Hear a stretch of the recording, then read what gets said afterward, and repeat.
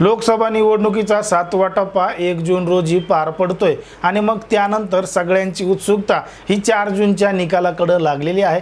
आता 4 जूनचा निकालासाठी 3च दिवस बाकी आहेत। आजचा दिवस सोडून मग या 3 दिवसामध्ये उत्सुकता मोठ्या प्रमाणात लागली आहे की देशामध्ये कोणाचं सरकार येईल, राज्यामध्ये सगळ्यात जास्त खासदार कोणाचे निवडून येतील, म्हणजे महायुतीचे येतील का महाविकास आघाडीचे येतील। अशा पद्धतीने देशाचं राज्याकडे सगळ्यांचं लक्ष लागलेलं असतानाच आपल्या प्रेक्षकांना लक्ष लागलंय ते म्हणजे जालना लोकसभा मतदारसंघाकडे। कारण की या ठिकाणी मंगेश साबळे हे अपक्ष म्हणून निवडणूक लढवत आहेत आणि त्या ठिकाणी जे सत्ताधारी पक्षाचे उमेदवार आहेत ते म्हणजे रावसाहेब दानवे। आता रावसाहेब दानवे हे केंद्रीय मंत्री आहेत आणि ते सुद्धा एक सरपंचापासून केंद्रीय मंत्री या पदापर्यंत पोहोचलेत। आता रावसाहेब दानवे यांचा 6वा षटकार रोखण्यासाठी, त्यांना त्याच ठिकाणी आउट करण्यासाठी कल्याण काळे हे सुद्धा उमेदवार महाविकास आघाडीकडून देण्यात आलेत। कारण की रावसाहेब दानवेंनी षटकार मारू नये, तेवढे रन काढू नये, तसा प्रयत्न त्यांनी करू नये म्हणून त्यांना रोखण्यासाठी कल्याण काळे हे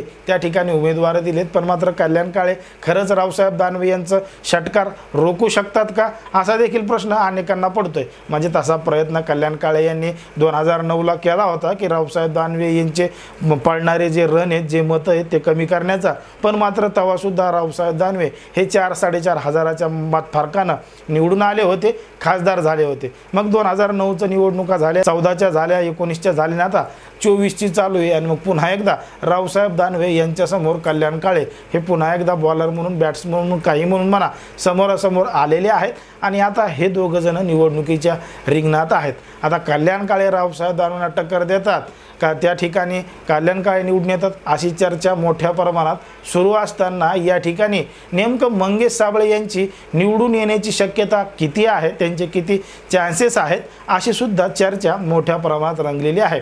कारण की मंगेश साबळे यांना जालना लोकसभा मतदारसंघामधून मोठा पाठिंबा मिळतोय, पण मात्र राज्यभरामधून सुद्धा मोठा पाठिंबा मंगेश साबळे यांना मिळताना दिसतोय। कारण की आपल्या कमेंटमध्ये बरेच लोक त्या कोणत्या गावांना त्यांना पाठिंबा देतात हे मोठ्या प्रमाणात सांगत असतात। आता मंगेश साबळे यांचे निवडून येण्याचे चान्सेस किती आहेत हे पाहण्या अगोदर आपल्याला जालना लोकसभा मतदारसंघाविषयी अगोदर सविस्तर गोष्टी पाहाव्या लागतील।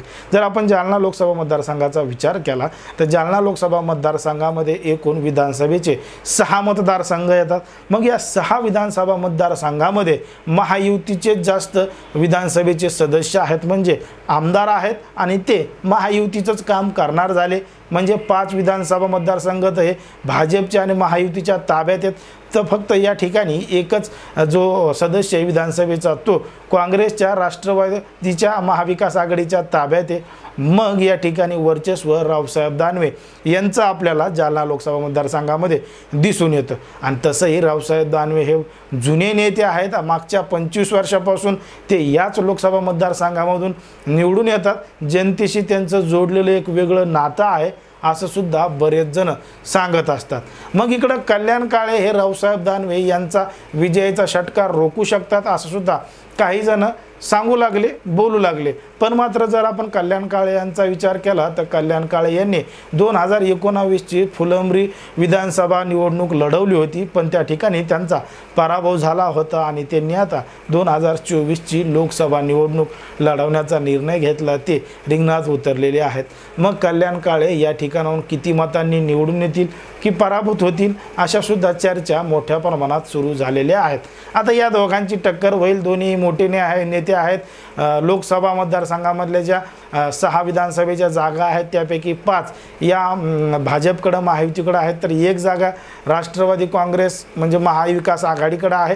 तर या ठिकाणी एक 25 वर्षाचं पोरग एका गावचा सरपंच आहे, त्यांच्या ना ताब्यात कुठली विधानसभा आहे ना जिल्हा परिषद आहे, काहीही नाही। पण मात्र लोकसभा मतदारसंघामधली जी जनता आहे ती मंगेश साबळे यांच्या पाठीमागं आहे। सरळ सरळ लोकांना बोलता येत नाही, मंगेश साबळे यांना पाठिंबा देता येत नाही, उघडपणे प्रचार करता येत नाही असं अनेकांनी सरळ सरळ आमच्याशी बोलताना सांगितलंय। म्हणून जरी एखादी मोठी ताकद मंगेश साबळे यांच्या पाठीमागं नसली तरी सुद्धा जनता त्यांच्या पाठीमागं मोठ्या प्रमाणात आहे। कारण की ते ज्या ज्या गावामध्ये जात होते तेव्हा त्यांना ऐकण्यासाठी, बघण्यासाठी मोठी गर्दी त्या ठिकाणी होताना दिसली। मग आता मंगेश साबळे यांच्या पाठीमागं जर गुप्तपणे जनता असेल आणि त्यांनी त्या पद्धतीनं सगळं काही दाखवून दिलं असेल तर त्याचा निकाल 4 जून रोजी लागणार आहे आणि त्यामधून सत्य काय ते समोर येणार आहे।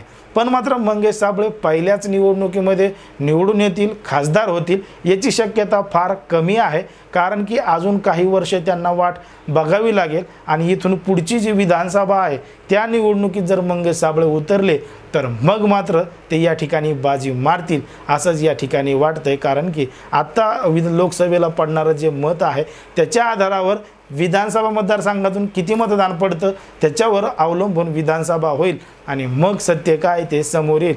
तोपर्यंत आपल्याला 4 जूनच्या निकालाचीच वाट पाहावी लागेल।